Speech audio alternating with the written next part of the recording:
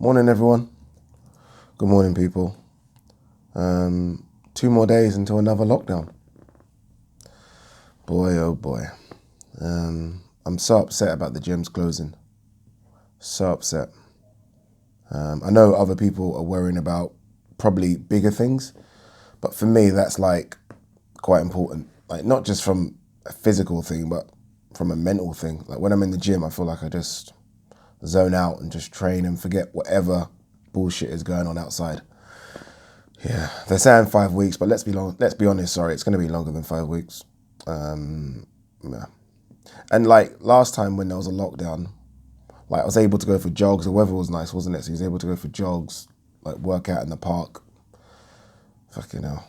I mean, anyway, let's not add more stress to ourselves by talking about it. I'm still getting over that Deontay Wilder stuff. I can't lie. I'm still trying to unpack everything. Boy, oh boy. I don't think in the history of this sport, and look, the sport goes back to over 100 years. I'm not a historian, but I can't think ever of a fighter finding so many excuses for a loss. I can't think of it. Shocking. That's actually shocking how many excuses we've heard from Deontay Wilder about that loss. Shocking. Again, let's list a few of them before we move on. Just because, again, I think it's a lot, right? It's a lot. The suit, that one cracked me up. Like I remember I was the one that interviewed Dylan White and he started doing that crazy laugh. But the suit being too heavy, weighed his legs down. Remember, that was the initial reason why he felt his legs were weak, because of the suit. Let's not forget that. Now, it's because, the water might have been tampered or was tampered, so his legs felt weak. Tyson Fury and the glove gate stuff. First of all, Tyson Fury, like using that part of his hand, or whatever you want to call that, hand to punch Deontay Wilder. Then it was a case of he had something in his glove. You just lost, bruh. You just lost. Again, look, this is boxing, and boxing is the dodgiest sport, I think, in the history of sports. So, like, who knows if any of those are serious or real, or true. But, we've heard a lot of excuses from Deontay Wilder. Again, this guy's been quiet for months, and all of a sudden he comes out and just starts chatting absolute shit, as far as I'm concerned. But hey ho. Just come out and say, I want my rematch. That's it. I want my rematch. The contract terms state this. Let's get it on. That's all I would have liked. Like, just come out and say that. Like, I'm going to get you next time. Like, a few things went wrong in camp or whatever. Something like, the usual excuse. But what you've been saying, dude, poor. Talking about Tyson Fury. Tyson Fury is fighting Kabayel, right?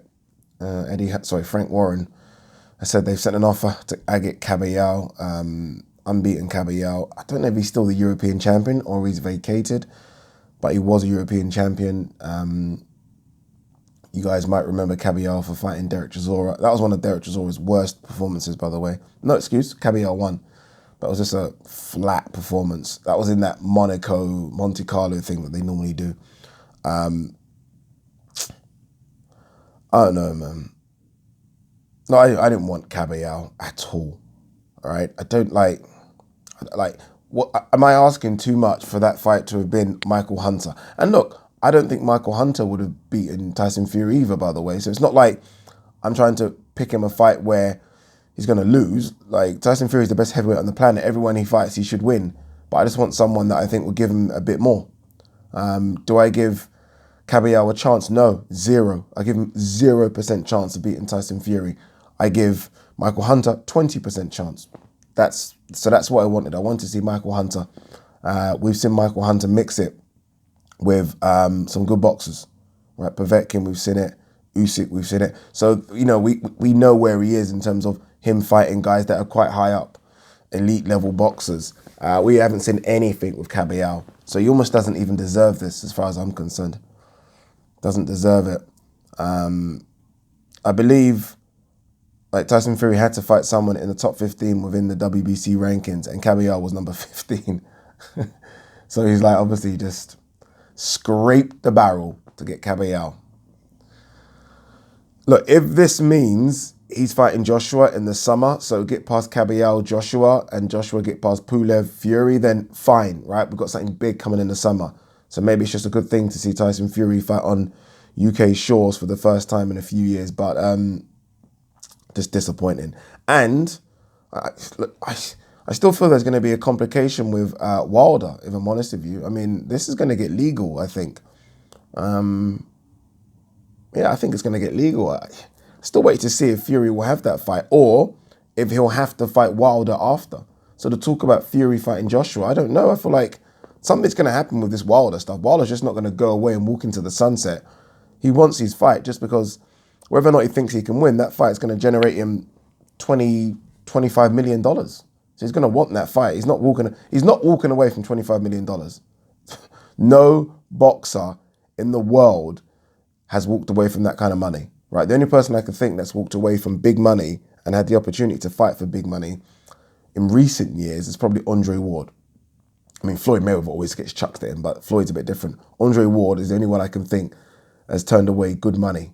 That everyone else will fight for that money, regardless if they think they can win or not. So, yeah, I don't know what's going to happen. But yeah, Kabayel, going back to it, is the likely opponent. Frank said he sent him an offer and he expects Kabayel to return the offer within 24 hours. So Kabayel, on the undercard of that, Anthony Yarde, Lyndon Arthur. Is this a pay-per-view event then? Got a feeling this is going to be a pay-per-view event. I mean, Tyson Fury's fighting. Kabayel, Lyndon Arthur, Anthony Yarde. It's going to be pay-per-view. Quite a few pay-per-views for us Brits, right? I mean, let's not forget, a week before that, or a couple of weeks before that, I think, I can't remember the exact date, is Roy Jones Jr., Mike Tyson pay-per-view. Let's not forget, Dillian Whyte Povetkin, pay-per-view. Joshua Pulev, pay-per-view. Just had Chisora, Usyk, pay-per-view.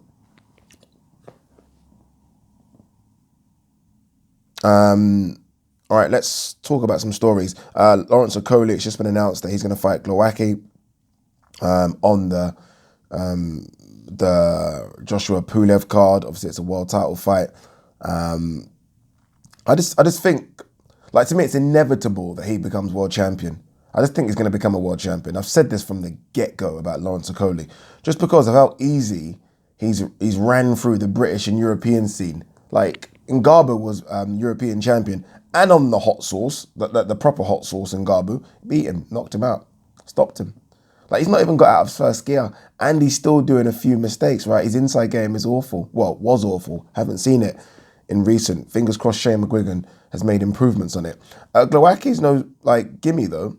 Glowacki is no gimme. I mean, Glowacki's lost to 2 cruiserweights in the last sort of 5 years, and those cruiserweights are 2 of the best cruiserweights we've seen in the last 10, 15 years in Bradis and Usyk. That's his only 2 losses as a cruiserweight. So, I mean, this ain't no gimme. How old is Glowacki? Sorry.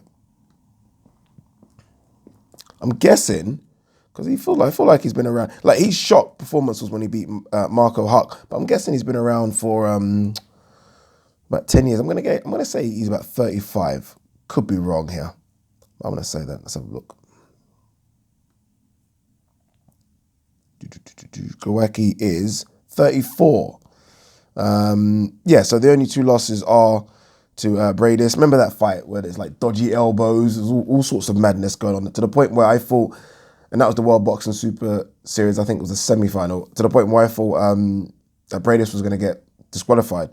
But yeah, so Bradis and Usyk, which was back in 2016, took Usyk to points, lost nearly every round. The scores were 117, 111, 119, 109, 117, 111.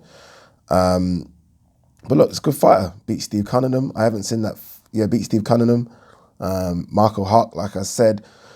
So he's good. He's good. I just feel like Lawrence is just, it's almost, Lawrence is so good from a distance, like so good, right? He's got so long levers. Remember like Street Fighter, what was the character? Gandhi. Was it Gandhi? Who just had really long levers. That's Lawrence Okolie. Glowacki is going to try and rough him up. So Lawrence Okolie is going to need to know how to fight inside. He's going to need to know how to clinch and how to move off the rope. He's going to need to have learned all that stuff. If he's not, he could get bashed up on the ropes, you know. Could get bashed up on the ropes. Or he could make it a dire, boring 12-round decision. He could do that. So, look, good luck to him. I feel like it's a world title shot that we've been waiting for. This fight was supposed to happen ages ago. March this year was when they were kind of initially talking about it. There was talks about this fight going to America to be on an undercard of a GGG fight. There was a lot of going on. So it's good that he gets to fight. O2 Arena, I think this is. Yeah, it is O2 Arena. Undercard of AJ. It's a big opportunity for him now. Eyes will be on him. And Eddie's building this card quite nicely, right? 2 world title fights. What else is going to come? I read somewhere that Adrian Broner has been sent to jail for contempt of court. That's just it with him, innit? Yeah. He was talking a couple of weeks ago about Al Heyman, I think, withholding some money from him, and that he needs the money, that he's going to have to fight again, and that I'm ready to fight. Sent to jail. Anyway, he'll be out soon, so let's see what happens. Let's see what happens with him. All right, let's go through some of the news before we pack up and go to work. Ryan Garcia, I'm extremely confident I'll beat Gervonta Davis down. I'm not. I'm not confident at all. If you could, not at all. I will say this about Ryan Garcia, though. Fast hands, fast-ish feet, but can he take a crack? Can he take a crack? Because even before Gervonta landed that uppercut against Leo, beautiful uppercut, KO of the year, by the way. I think it takes Povetkin White. Even before he landed that, he landed a couple of clean ones on Leo. Leo took him. Leo's tough, right? I don't know if Ryan's taken that. I don't know. The thing is about Ryan, obviously, because he's that fucking little pretty boy, you just don't think he can take a crack. Maybe he can take a crack. I mean, it's not like this guy just started boxing. He's been boxing for years, so maybe he can take a crack. And if he can crack himself. Got good hands. Not the greatest defense. We'll see, right? We'll see. Dillian White doubts Wilder will fight again. He's a coward and a disgrace. He's not a coward. I think see, it's weird. If I was to say that, Ade, you can't say it because you've never been in the ring. I can't call anyone that gets into the ring a coward. I'm not going that far. A disgrace, yes, for the excuses. A disgrace, but a coward, no. I was just thinking about, because I just said Dubois, didn't I? I was thinking about who Chisora should fight and who Usyk should fight. Usyk should fight Joshua if he can, right? I mean, you're in this sport for making money and winning world titles. Joshua makes you the most money, wins you belts. Fight Joshua if you can. Really and truly, though, I'd like to see him fight Joseph Parker. It's a perfect fight. Think about it in your head. It's a perfect fight. Makes a lot of sense. For Chisora, I'd love to see Chisora fight the winner, not the loser, the winner of Dubois Joyce. I still think they're a bit further down the pecking order. People were talking about he should fight the loser. No. He should fight the winner. He just fought Usyk. He should fight the winner of Dubois Joyce. Let's not get too carried away with the Dubois Joyce thing.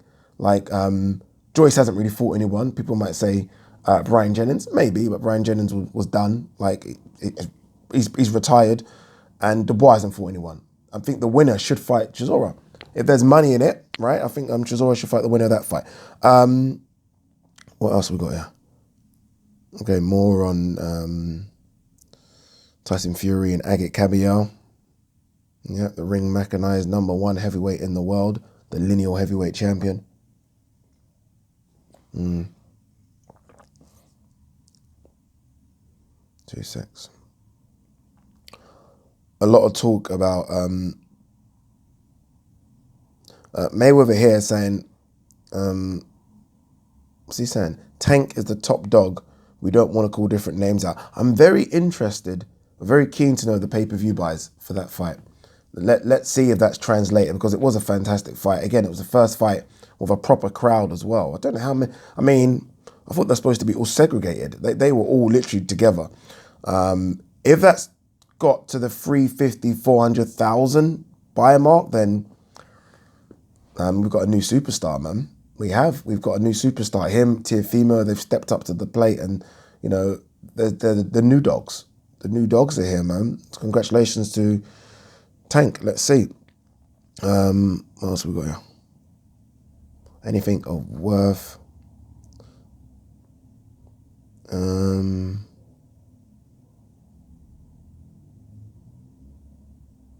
Nothing really. Javonte Davis talking about this and that. What happens to Javonte now? Does he stay at 130? Does he go to 135?